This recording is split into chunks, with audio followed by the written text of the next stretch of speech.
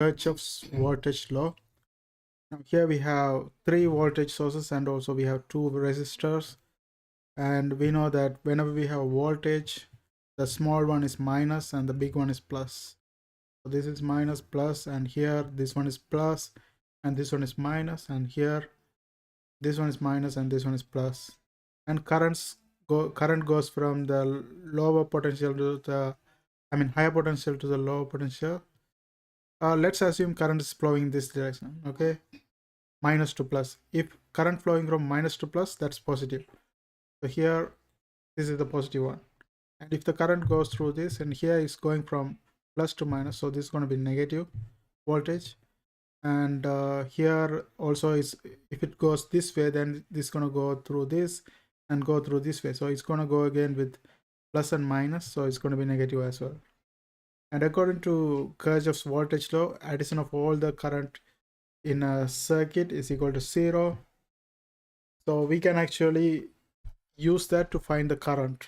Let's call the current I, and we can figure out I using the Kirchhoff's voltage law. So I'm going to go ahead and apply Kirchhoff's voltage law for this loop, and let's see if we can figure out the current.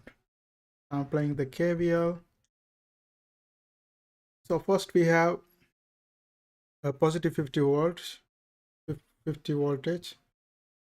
and this is minus because whenever the current passes through a resistor, there are going to be a voltage drop. So we are going to have a minus here, and the resistance given by 30. And according to Ohm's law, with that we know that V is equal to I times R. So I times 30, so 30I. And then we come to this one, and here the current is flowing from positive to negative, so this is going to be a negative voltage. That's minus 20 voltage. And then again it's going through the positive to minus, so this is going to be negative voltage, minus 10 voltage. And then after that we have a resistor, so it's going to be a voltage drop again. So this is going to be according to Ohm's law, I times R, so 70 times I. This is going to be minus 70I. The whole thing should be equal to 0 according to Kirchhoff's voltage law. Now here we have only one unknown variable, that is I. So if we had to just solve for the Y. Now let's add the voltages together. So 50 minus 20, that is 30, and 30 minus 10, it's 20 voltages. So we have 20 voltages, and then minus 30I, and then minus 10, minus 30I and minus 70I. So that's going to be minus 100I. That's equal to 0. Therefore 100I is equal to 20 voltage. Therefore I is going to be equal to 20 divided by 100. That is 0. One second. Something happened.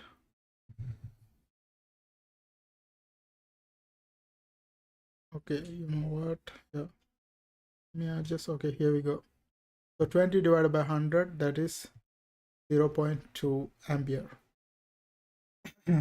That's our current here. Now we have found out the current. Now the next thing we can do is we can find out the voltage at these points.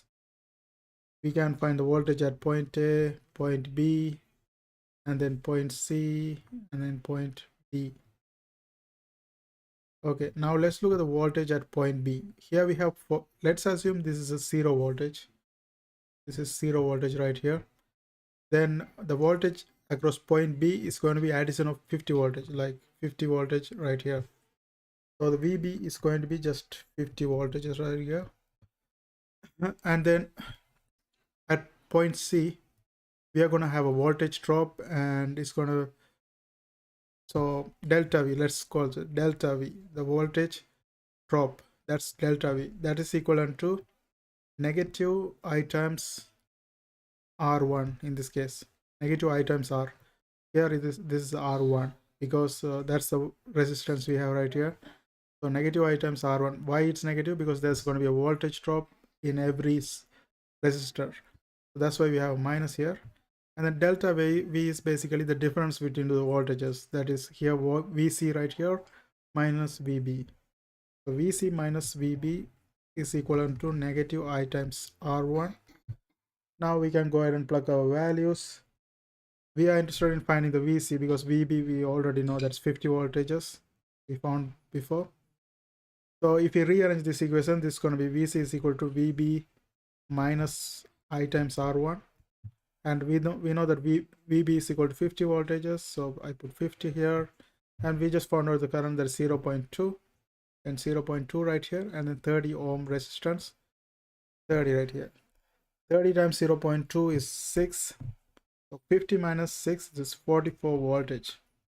So the voltage at C is 44 voltage. Let me write it here. VC is equal to 44 voltage.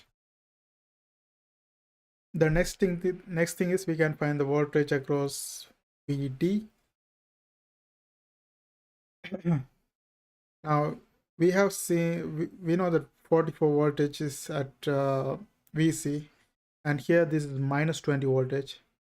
So there's going to be voltage drop. So 44 minus 20, that's going to be 24 voltage at VD. VD is 24 voltages. And again, when the VD passes through this voltage source, again there's going to be a 10 voltage drop. So this is going to be actually plus 14 right here. At this point the voltage is plus 14. So if you're interested in finding VA, like let's call this one VX. VX is equal to plus 14. Now we want to solve for VA. So let me actually erase this thing. I'm going to erase this thing and continue right here. Okay, let's use a different color. So we are interested in finding the VA. So here also delta V, let's use the red color. Delta V is equivalent to negative I times R2 in this case, because of this resistance we are going to have a negative voltage. So that's why we have negative I times R2. And delta V here is VA minus VX. That is equivalent to negative I times R2. And we are interested in finding VA. VX we already know. So we can rearrange this equation as VA is equal to VX minus I times R2. And VX we know that, okay, we just found out the VX, that is plus 14 right here. Plus 14. And then I times R2. I is 0.2. And then R2 is 70 ohm. And if you calculate this one, this is 0 voltage. So the voltage across the A is 0 voltage.